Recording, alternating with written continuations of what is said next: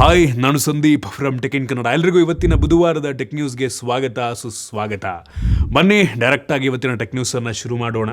ಇವತ್ತಿನ ಮೊದಲ tech news ಬಂದ್ಬಿಟ್ಟು, ಮೊನ್ನೆ ಸ್ಟಾರ್ಲಿಂಕ್ ಅವ್ರದ್ದು ಅಫಿಷಿಯಲ್ ವೆಬ್ಸೈಟಲ್ಲಿ ನಮ್ಮ ಇಂಡಿಯನ್ ಪ್ರೈಸ್ ಲೀಕ್ ಆಗಿಬಿಟ್ಟಿದೆ. ನೀವು ನಂಬಲ್ಲ, ಅದನ್ನು ಇನ್ಸ್ಟಾಲ್ ಮಾಡಿಸ್ಕೊಳ್ಳೋದಕ್ಕೆ ಆ ಒಂದು ಸ್ಯಾಟಲೈಟ್ ಇಂಟರ್ನೆಟ್ ರಿಸೀವರ್ನ ತಗೊಳ್ಳೋದಕ್ಕೇ 34,000 ರೂಪಾಯಿ ಅಂತೆ. 34,000 ರೂಪಾಯಿ. ನಂಗೆ ಗೊತ್ತಿಲ್ಲ ಎಷ್ಟು ಜನಕ್ಕೆ ಇದನ್ನು ಅಫೋರ್ಡ್ ಮಾಡೋದಕ್ಕಾಗುತ್ತೆ ಅಂತ. ಇದರ ಜೊತೆಗೆ ತಿಂಗಳ ಪ್ಲ್ಯಾನ್ ಕೇಳಿದ್ರೆ ಪಕ್ಕಾ ಶಾಕ್ ಆಗ್ತೀರಾ. 8,600 ರೂಪಾಯಿ ಪ್ರತಿ ತಿಂಗಳಿಗೆ ನೀವು ಕಟ್ಟಬೇಕಾಗತ್ತೆ ಇಂಟರ್ನೆಟ್ಟಿಗೆ. ಆಮೇಲೆ ಲೀಕ್ ಆದಮೇಲೆ ಸ್ಟಾರ್ಲಿಂಕ್ ಅವರು ಅಫಿಷಿಯಲಾಗಿ ರೆಸ್ಪಾಂಡ್ ಮಾಡ್ತಾರೆ. ಏನು ಅವ್ರ ವೆಬ್ಸೈಟಲ್ಲಿ ಪ್ರೈಸ್ ಲೀಕ್ ಆಗಿತ್ತು, ಅದು ಗ್ಲಿಚ್, ಆ್ಯಕ್ಚುಯಲ್ ಪ್ರೈಸ್ ಅಲ್ಲ ಅಂತ ಅವ್ರು ಅಫಿಷಿಯಲ್ಲಾಗಿ ರೆಸ್ಪಾಂಡ್ ಮಾಡ್ತಾರೆ. ಐ ಹೋಪ್ ಅದು ನಿಜ ಆಗಿರಲಿ. ಈ ಪ್ರೈಸಿಗೆ ಲಾಂಚ್ ಆದರೆ ನಮ್ಮ ದೇಶದಲ್ಲಿ ಸಕ್ಸೀಡ್ ಆಗೋದು ತುಂಬ ಕಷ್ಟ. ಯಾರಿಗೂ 34,000 ರೂಪಾಯಿ ಸ್ಟಾರ್ಟಿಂಗ್ ಕೊಟ್ಟು ಇನ್ಸ್ಟಾಲ್ ಮಾಡಿಸ್ಕೋತಾರೆ. ಅದಾದಮೇಲೆ ಪ್ರತಿ ತಿಂಗಳಿಗೆ 8,600 ರೂಪಾಯಿ ಯಾರಪ್ಪ ಕೊಡ್ತಾರೆ? ನಂಗನ್ನಿಸ್ತಂಗೆ ಇಂಡಿಯನ್ ಮೆಂಟಾಲಿಟಿಗೆ, ಇಂಡಿಯನ್ ಜನರಿಗೆ ಈ ಪ್ರೈಸ್ ತುಂಬ ಜಾಸ್ತಿ ಆಯಿತು. ದುಡ್ಡಿರೋರು ಆರಾಮಾಗಿ ಇದನ್ನು ಪರ್ಚೇಸ್ ಮಾಡ್ಬೋದು, ಬಟ್ ನಾರ್ಮಲ್ ಜನಗಳಿಗೆ ಇದು ತುಂಬ ಜಾಸ್ತಿ. ಎಷ್ಟೋ ಜನ ಈ ಮಂತ್ಲಿ ಪ್ಲ್ಯಾನ್ ಏನು ಪ್ರೈಸ್ ಅದನ್ನು ದುಡಿತಾನೆ ಇರೋಲ್ಲ, ಇನ್ನೂ ಅದಕ್ಕಿಂತ ಕಡಿಮೆ ಸಂಬಳವನ್ನು ತೊಗೋತಾ ಇರ್ತಾರೆ. ಅದು ಹೆಂಗೆ ಅಫೋರ್ಡ್ ಮಾಡೋಕ್ಕಾಗುತ್ತೆ ಅವರಿಗೆ? ಸರಿಯಲ್ಲ. ಸದ್ಯಕ್ಕೆ ಅವ್ರ ವೆಬ್ಸೈಟಲ್ಲಿ ನಾನು ಕೂಡ ಚೆಕ್ ಮಾಡಿದೆ, ನಾನು ಕೂಡ ಅದಕ್ಕೆ ಸಬ್ಸ್ಕ್ರೈಬ್ ಆಗಿ ಟ್ರೈ ಮಾಡಿದೆ, ಬಟ್ ಆಗಲಿಲ್ಲ. ಸೊ ರೆಸಿಡೆನ್ಷಿಯಲ್ ಪ್ಲ್ಯಾನ್ ಮಾತ್ರ ಅವೈಲಬಲ್ ಇತ್ತು. ಆ ಪ್ಲ್ಯಾನಿಗೆ 8,600 ರೂಪಾಯಿ ಪ್ರತಿ ತಿಂಗಳು. ಇನ್ನೊಂದು ರೋಮಿಂಗ್ ಪ್ಲ್ಯಾನ್ ಅಂತ ಬರುತ್ತೆ, ಆಯಿತಾ? ನಿಮ್ಮ ಕಾರು ಗಾಡಿಗಳಿಗೆಲ್ಲ ಈ ಒಂದು ಇಂಟರ್ನೆಟ್ ರಿಸೀವರ್ನ ಹಾಕೊಬೋದು. ಆ ಪ್ಲ್ಯಾನ್ ಅನೇಬಲ್ ಆಗಿರಲಿಲ್ಲ. ಸದ್ಯಕ್ಕೆ ಒಂದೇ ಪ್ಲ್ಯಾನು. ಸೊ ಅದು ಬಂತು ಅಂದರೆ ಚೆನ್ನಾಗಿರುತ್ತೆ. ನೀವು ಎಲ್ಲೋದ್ರೂ ಆರಾಮಾಗಿ ಆ ಒಂದು ರಿಸೀವರ್ನ ಎತ್ಕೊಂಡು ಹೋಗ್ಬಿಟ್ರೆ ಅಲ್ಲೂ ಕೂಡ ಇಂಟರ್ನೆಟ್ ಸಿಕ್ಬಿಡುತ್ತೆ. ಕಾರ್ಡ್ಗೆ ಹೋದ್ರೂ ಇಂಟರ್ನೆಟ್ ಸಿಕ್ಬಿಡುತ್ತೆ. ಸೊ ಆ ರೀತಿ ಪ್ಲ್ಯಾನು ಅದಿನ್ನೂ ಎನೇಬಲ್ ಆಗಿರಲಿಲ್ಲ. ಸೊ ಐ ಹೋಪ್ ಇನ್ನೂ ಕಡಿಮೆಗೆ ಲಾಂಚ್ ಮಾಡ್ತಾರೆ ಅಂತ ಸ್ಟಾರ್ಲಿಂಕ್ ಅವರು. ಸೊ ನಾನಂತೂ ಹೆವಿ ಎಕ್ಸೈಟ್ ಆಗಿದ್ದೀನಿ. ಮೋಸ್ಟ್ ಏನು ಕೆಲವು ದಿನಗಳಲ್ಲಿ ನಮ್ಮ ದೇಶಕ್ಕೆ ಈ ಸ್ಟಾರ್ಲಿಂಕ್ ಬರುತ್ತೆ. ಇನ್ನು ಮುಂದಿನ ಟೆಕ್ ನ್ಯೂಸ್ ಬಂದ್ಬಿಟ್ಟು, ಅಲ್ಲ ಗುರು, ನಮ್ಮ ಗೌರ್ನಮೆಂಟ್ನವ್ರಿಗೆ ಏನು ಬಂದಿದೆ ಅಂತ ಗೊತ್ತಿಲ್ಲ. ಈ ಗೌರ್ನಮೆಂಟ್ನವ್ರಿಗೆ ಪ್ರೈವಸಿ ಅನ್ನುವಂಥದ್ದು ಕೂಡ ಜನಗಳಿಗೆ ಮ್ಯಾಟ್ರ್ ಆಗುತ್ತೆ ಅನ್ನೋ ತಲೆಲೇ ಇಲ್ವಾ ಏನಂತ ಅರ್ಥ ಆಗ್ತಿಲ್ಲ ನನಗೆ. ಮೊನ್ನೆ ಏನಪ್ಪ ಅಂತ ಅಂದರೆ, ಒಂದು ಹೊಸ ರೂಲ್ನ ತಗೊಬರೋಕ್ಕೆ ಟ್ರೈ ಮಾಡ್ತಾ ಇದ್ದಾರೆ ಗೌರ್ನಮೆಂಟ್ನವರು. ಏನಪ್ಪ ಅಂದರೆ, ನಮ್ಮೆಲ್ಲರ ಮೊಬೈಲ್ ಮುಖಾಂತರ ನಮ್ಮ GPS ಲೊಕೇಶನ್ನ ಗೌರ್ನಮೆಂಟ್ನವರು ಟ್ರ್ಯಾಕ್ ಮಾಡುವಂಥ ಒಂದು ರೂಲ್ಸು. ಇದನ್ನು ಬಂತು ಅಂತ ಅಂದರೆ, ಈ ಸ್ಮಾರ್ಟ್ಫೋನ್ ಕಂಪ್ನಿಗಳೆಲ್ಲ ಈ ನೆಟ್ವರ್ಕ್ ಪ್ರೊವೈಡಿಂಗ್ ಕಂಪನಿಗಳಿಗೆ ನಮ್ಮೆಲ್ಲರ GPS ಲೊಕೇಶನ್ ಟ್ರ್ಯಾಕ್ ಮಾಡೋದಕ್ಕೆ ಪರ್ಮಿಷನ್ ಕೊಡಬೇಕಾಗುತ್ತೆ. ಇದೆಲ್ಲದಕ್ಕೂ ಸಹ ಈ ಸ್ಮಾರ್ಟ್ಫೋನ್ ಮ್ಯಾನುಫ್ಯಾಕ್ಚರಿಂಗ್ ಮಾಡುವಂಥ ಕಂಪ್ನಿಗಳು ಒಪ್ಕೋತಾ ಇಲ್ಲ. For example apple, Samsung, Vivo ಇವರೆಲ್ಲ ಒಪ್ಕೋತಾ ಇಲ್ಲ. ನಾವು ಆ ರೀತಿ ಪರ್ಮಿಷನ್ ಕೊಡಲ್ಲ, ನಮ್ಮ ಫೋನ್ ತೊಗೊಳ್ಳುವಂಥ ಜನರ ಪ್ರೈವಸಿ ಹಾಳಾಗುತ್ತೆ ಅಂತ ಡಿನೇ ಮಾಡ್ತಾ ಇದ್ದಾರೆ. ಏನಾದರೂ ಒಂದು ಬಿಲ್ನ ಪಾಸ್ ಮಾಡಿಬಿಟ್ರೆ ನಮ್ಮ ದೇಶದಲ್ಲಿ ಆ ಕಂಪ್ನಿಗಳಿಗೆ ಬೇರೆ ಆಪ್ಷನ್ ಇರಲ್ಲ, ಅದನ್ನು ಎನೇಬಲ್ ಮಾಡಲೇಬೇಕಾಗುತ್ತೆ. ಇದು ಪ್ರೈವಸಿಯ ಅಗೇನ್ಸ್ಟ್ ನಂಗನ್ನಿಸ್ತಂಗೆ. ನಮ್ಮೆಲ್ಲರ ಆ್ಯಕ್ಯುರೇಟ್ GPS ಲೊಕೇಶನ್ ಗೌರ್ನಮೆಂಟ್ನವ್ರಿಗೆ ಸಿಕ್ತು ಅಂದರೆ ಅದನ್ನು ಮಿಸ್ಯೂಸ್ ಮಾಡ್ಕೊಬೋದು ನಂಗನ್ನಿಸ್ತಂಗೆ. ಇದು ಬರಬಾರ್ದು ನಂಗನ್ನಿಸ್ತಂಗೆ. ಏನಪ್ಪ ಅರ್ಥನೇ ಆಗ್ತಿಲ್ಲ. ಅಲ್ಲ, ಈ ಗೌರ್ನಮೆಂಟ್ನವ್ರಿಗೆ ನಮ್ಮ ಪ್ರೈವಸಿ ಬಗ್ಗೆ ಕನ್ಸರ್ನೇ ಇಲ್ವಾ ಅಂತ.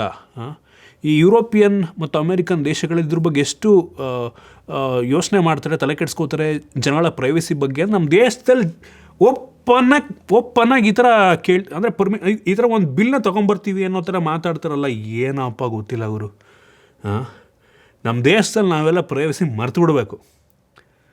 ಲಿಟ್ರಲಿ ಯಾವ ಲೆವೆಲಿಗೆ ಮಿಸ್ಯೂಸ್ ಆಗುತ್ತೆ ಅಂದರೆ ಇದೆಲ್ಲ ತುಂಬ ಕಷ್ಟ. ಹೌದು, ಗೌರ್ಮೆಂಟವ್ರ ಮೈಂಡಲ್ಲಿ ಇದು ಒಳ್ಳೇದೇನೋ ಮಾಡೋದಕ್ಕೆ, ಏನೋ ಕಳ್ರು ಹಿಡಿಯೋದಕ್ಕೆ ಎಲ್ಲ ಈಸಿ ಆಗುತ್ತೆ ಅನ್ನೋದು ಮೈಂಡಲ್ಲಿ ಇರ್ಬೋದು. ಬಟ್ ಒಂದು ಒಳ್ಳೇದಿದೆ ಅಂತ ಅಂದರೆ ಅದರಲ್ಲಿ ನೆಗೆಟಿವ್ ಕೂಡ ಆಬ್ವಿಯಸ್ಲಿ ಇದ್ದೇ ಇರುತ್ತೆ, ಆಯಿತಾ? ಈಗ ಬರೀ 10% ಒಳ್ಳೇದಿದ್ದು 90% ನೆಗೆಟಿವ್ ಇದ್ದರೆ ಅದು ಹೆಂಗೆ ಅದನ್ನು ರೂಲ್ ತೊಗೊಂಬರೋಕ್ಕಾಗುತ್ತೆ? ಏನೋಪ್ಪ, ದೇವರೇ ಕಾಪಾಡಬೇಕು. ಇದು ಆ್ಯಕ್ಚುಲಿ ಬರಬಾರ್ದು ನಂಗೆ ಅನ್ನಿಸ್ತಂಗೆ. ಇನ್ನು ಮುಂದಿನ ಟೆಕ್ ನ್ಯೂಸ್ ಬಂದುಬಿಟ್ಟು, ಇರಾಕಲ್ಲಿ ಒಂದು ಹೊಸ ಲಾನ ತೊಗೊಂಬಂದಿದ್ದಾರೆ. ಏನಪ್ಪ ಅಂತ ಅಂದರೆ, ವಿಚಿತ್ರ ಗುರು.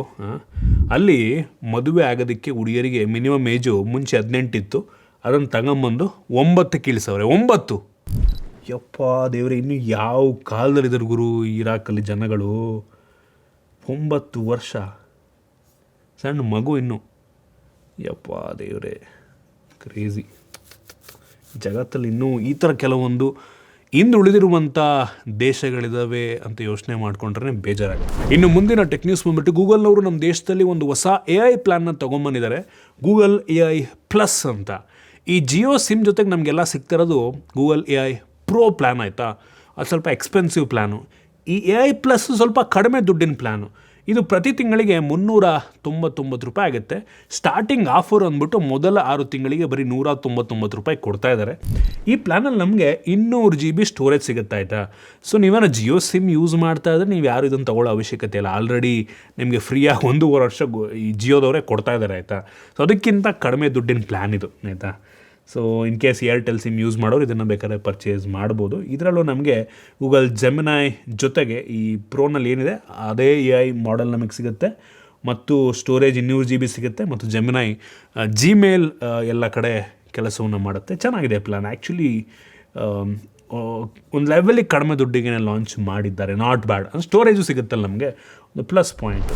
ಇನ್ನು ಮುಂದಿನ ಟೆಕ್ ನ್ಯೂಸ್ ಬಂದ್ಬಿಟ್ಟು ಜಗತ್ತಿನ ಮೊದಲ ಒಂದು RGB ಮಿನಿ LED ಡಿಸ್ಪ್ಲೇ ಮಾನಿಟರ್ನ CES 2025 ಒಂದು ಕಂಪನಿ HKC ಅಂತ ಒಂದು ಕಂಪನಿ, ಸೊ ಇವರು ಡಿಸ್ಪ್ಲೇ ಮಾಡ್ತಾರಂತೆ.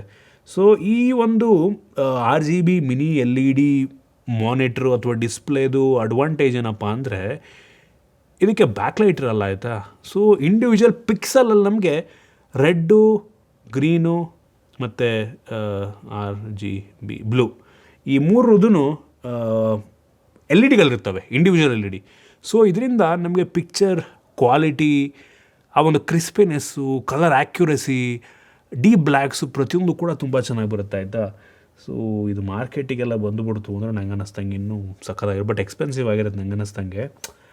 ಬಟ್ ಡಿಸ್ಪ್ಲೇ ಕ್ವಾಲಿಟಿ ಮಾತ್ರ ಬೆಸ್ಟ್ ಇರುತ್ತೆ, ಆಯಿತಾ. OLEDಗಿಂತ ಇದು ಬೆಟರ್ ಒಂದು ಡಿಸ್ಪ್ಲೇ ಆಗುತ್ತೆ. OLEDಲ್ಲಿ ಹೆಂಗೆ ಅಂದರೆ ಇಂಡಿವಿಜುವಲ್ ಪಿಕ್ಸೆಲಿಗೆ ಒಂದೊಂದು LED ಇರುತ್ತೆ. ಬಟ್ ಇದ್ರಲ್ಲಿ ಹೆಂಗಪ್ಪ ಬ್ಯಾಕ್ ಲೈಟೇ ಇರಲ್ಲ, ಒಂದೊಂದು ಇಂಡಿವಿಜುವಲ್ ಅದರಲ್ಲಿರುವಂಥ RGB LEDಗಳಿಗೆ ಇಂಡಿವಿಜುವಲ್ ಡಯೋಡ್ ಇರ್ತವೆ. ಕ್ರೇಜಿ ಮಾತ್ರ ಅದು. OLEDಗಿಂತ ಬೆಟರ್ ಟೆಕ್ನಾಲಜಿ ನಂಗೆ ಅನ್ನಿಸ್ತಂಗಿದು. ಇನ್ನು ಮುಂದಿನ ಟೆಕ್ ನ್ಯೂಸ್ ಬಂದ್ಬಿಟ್ಟು ಮೊನ್ನೆ ನಾನು ಟೆಕ್ ನ್ಯೂಸಲ್ಲಿ ಹೇಳ್ದಂಗೆ ಈ ನೆಟ್ಫ್ಲಿಕ್ಸ್ ಅವರು ವಾರ್ನರ್ ಬ್ರೋಸನ್ನು ಪರ್ಚೇಸ್ ಮಾಡೋದಕ್ಕೆ ಆಲ್ರೆಡಿ ಫೈನಲ್ ಸ್ಟೇಜಿಗೆ ಬಂದಿದ್ದಾರೆ. ಇದ್ರ ಮಧ್ಯ ನಂದಲ್ಲಿ ಇಡಲಿ ಅಂದ್ಬಿಟ್ಟು ಪ್ಯಾರಾಮೌಂಟ್ ಸ್ಟುಡಿಯೋದವರು ಅವ್ರಿಗಿಂತ ಜಾಸ್ತಿ ದುಡ್ಡನ್ನು ಆಫರ್ ಮಾಡ್ತೀವಿ ಅಂತ ಬಂದವರು, ಆಯಿತಾ. ಸುಮಾರು $102 ಬಿಲಿಯನ್ ಆಫರ್ ಮಾಡ್ತೀವಿ ಅಂತ ಬಂದಿದ್ದಾರೆ. ಸೊ ಏನಪ್ಪ ಅಂತ ಅಂದರೆ ಆ್ಯಕ್ಚುಲಿ ಹೇಳೋಕ್ಕಾಗಲ್ಲ. ಈ ವಾರ್ನರ್ ಬ್ರೋನವರು ಪ್ಯಾರಾಮೌಂಟಿನ ಡೀಲ್ ಕೂಡ ತೊಗೋಬೋದು. ಬಟ್ ಈ ನೆಟ್ಫ್ಲಿಕ್ಸ್ ಮತ್ತು WB ಮಧ್ಯೆ ಏನು ಡೀಲ್ ನಡೀತದೆ, ಅವರಿಬ್ಬರ ಮಧ್ಯೆ ಒಂದು ಅಗ್ರಿಮೆಂಟ್ ಆಗಿರುತ್ತೆ. ಅಗ್ರಿಮೆಂಟ್ ಏನಾದ್ರು ಬ್ರೇಕ್ ಮಾಡಿದ್ರೆ, ಆಯಿತಾ, ನೆಟ್ಫ್ಲಿಕ್ಸು ಅಗ್ರಿಮೆಂಟನ್ನು ಬ್ರೇಕ್ ಮಾಡಿದ್ರೆ ಇಷ್ಟು ದುಡ್ಡನ್ನು ಕೊಡಬೇಕು.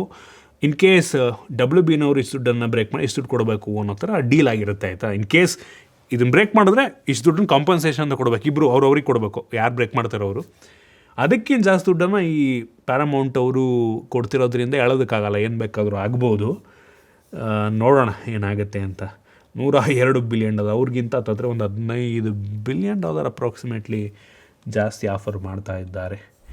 ಇನ್ನು ಮುಂದಿನ ಟೆಕ್ ನ್ಯೂಸ್ ಬಂದ್ಬಿಟ್ಟು ಝೊಮ್ಯಾಟೊ ಫೌಂಡರ್ ಆಗಿರುವಂಥ ದೀಪೇಂದರ್ ಗೋಯಲ್ ಇವರು ಒಂದು ಹೊಸ ಒಂದು ಡಿವೈಸನ್ನು ಅನ್ವೀಲ್ ಮಾಡಿದ್ದಾರೆ, ಆಯಿತಾ. ಸೊ ಇದ್ರ ಬಗ್ಗೆ ಟೀಸ್ ಮಾಡಿದ್ದಾರೆ. ಏನಪ್ಪ ಅಂದರೆ ನಿಮ್ಮ ಮೆದುಳಲ್ಲಿ ಏನು ಬ್ಲಡ್ ಫ್ಲೋ ಆಗುತ್ತೆ ಅದನ್ನು ಮಾನಿಟರ್ ಮಾಡುವಂಥ ಒಂದು ಡಿವೈಸ್, ಟೆಂಪಲ್ ಅಂತ, ಆಯಿತಾ.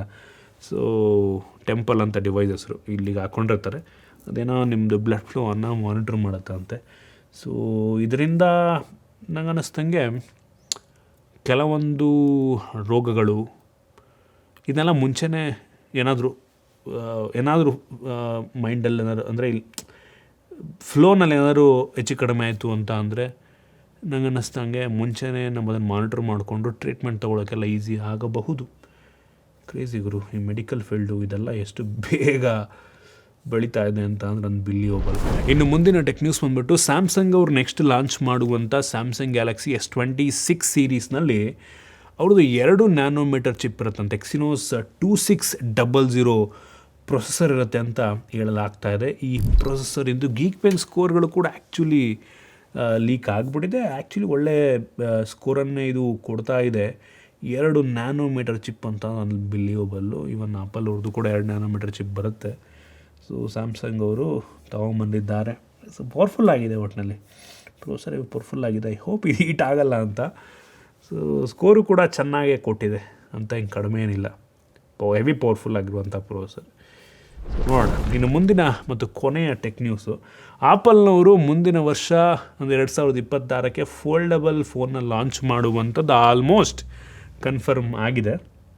ಸುಮಾರು 2,15,000-2,30,000 ರೇಂಜಿಗೆ ಲಾಂಚ್ ಮಾಡ್ತಾರೆ ಅಂತ ಹೇಳಲಾಗ್ತಾ ಇದೆ ಆಯಿತಾ. ಆ್ಯಕ್ಚುಲಿ ಆಪಲ್ ಬ್ರ್ಯಾಂಡ್ ವ್ಯಾಲ್ಯೂಗೆ ಇದು ಪ್ರೈಸ್ ಕಡಿಮೆನೇ. ನಾವೆಲ್ಲರೂ ಒಂದು 2.5-3 ಲಕ್ಷ ಅಂತ ಅಂದ್ಕೊಂಡಿದ್ವು. ಬಟ್ ನಂಗೆ ಅನ್ನಿಸ್ತಂಗೆ $2,400 ಅಂತೆ. ಅಂದರೆ ಸುಮಾರು 2,15,000-20,000 ರೇಂಜ್ ಆಗತ್ತಿದು. ನಮ್ಮ ದೇಶದಲ್ಲಿ ಸ್ವಲ್ಪ ಜಾಸ್ತಿ ಆಗ್ಬೋದೇನೋ ಆಯಿತಾ.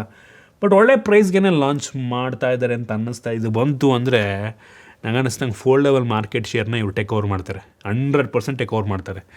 ಆಪಲ್ ಇರೋ ಬ್ರ್ಯಾಂಡ್ ವ್ಯಾಲ್ಯೂಗೆ ಸ್ಯಾಮ್ಸಂಗ್ ತಲೆಗೆ ಹೊಡೆದ್ಬಿಟ್ಟು ಮೇಲಕ್ಕೆ ಹೋಗ್ತಾರೆ ನಂಗೆ ಅನ್ನಿಸ್ತಂಗೆ. ಸೊ ಏನು ರಿಪೋರ್ಟ್ನ ಪ್ರಕಾರ ಇವರು ಬಂದರು ಅಂತ ಅಂದರೆ ಆಪಲ್ನವರು ಸುಮಾರು 34% ಮಾರ್ಕೆಟ್ ಶೇರ್ನ ಇವರೇ ತೊಗೊಂಡ್ಬಿಡ್ತಾರಂತೆ ಸ್ಟಾರ್ಟಿಂಗೇ. ಕ್ರೇಜಿ, ಏಕೆಂದರೆ ಅಷ್ಟು ಸೇಲ್ಸ್ ಮಾಡ್ತಾರಲ್ಲ ಇವರು. ಆಬ್ವಿಯಸ್ಲಿ ನಾವಂತ ಇವು ಎಕ್ಸೈಟ್ ಆಗಿದ್ದೀನಪ್ಪ, ಹಿಂಗಿರುತ್ತೆ ಇವ್ರದ್ದು ಫೋಲ್ಡಬಲ್ ಫೋನ್ ಅಂತ. ವಿತೌಟ್ ಕ್ರೀಸ್ ಏನೋ ಬರುತ್ತಂತೆ ಅವ್ರ ಫೋನು. ನೋಡೋಣ ಹಿಂಗಿರುತ್ತೆ ಅಂತ. ಇವಿಷ್ಟು ಇವತ್ತಿನ ಟೆಕ್ ನ್ಯೂಸ್. ಐ ಹೋಪ್ ನಿಮಗೆ ಇವತ್ತಿನ ಟೆಕ್ ನ್ಯೂಸಲ್ಲಿ ಕೆಲವೊಂದು ಹೊಸ ವಿಷಯ ತಿಳಿಯೋಕೆ ಸಿಕ್ಕಿದೆ ಅಂತ ಅನ್ಕೋತೀನಿ. ಇಷ್ಟ ಆಗಿದ್ದರೆ ಲೈಕ್ ಮಾಡಿ, ಶೇರ್ ಮಾಡಿ. ಇದೇ ರೀತಿ ನಮ್ಮ ಬೇರೆ ಬೇರೆ ವೀಡಿಯೋಗಳಿಗೆ ನಮ್ಮ tech in Kannada YouTube channel subscribe ಮಾಡ್ಕೊಂಡಿಲ್ಲ ಅಂದರೆ ಈಗಲೇ ಸಬ್ಸ್ಕ್ರೈಬ್ ಮಾಡ್ಕೊಳ್ಳಿ ಮತ್ತು ಬೆಲ್ ಐಕನ್ ಕೂಡ ಕ್ಲಿಕ್ ಮಾಡ್ಬೋದು. ಸಿಗೋಣ ಮತ್ತೆ ಮುಂದಿನ ವೀಡಿಯೋದಲ್ಲಿ.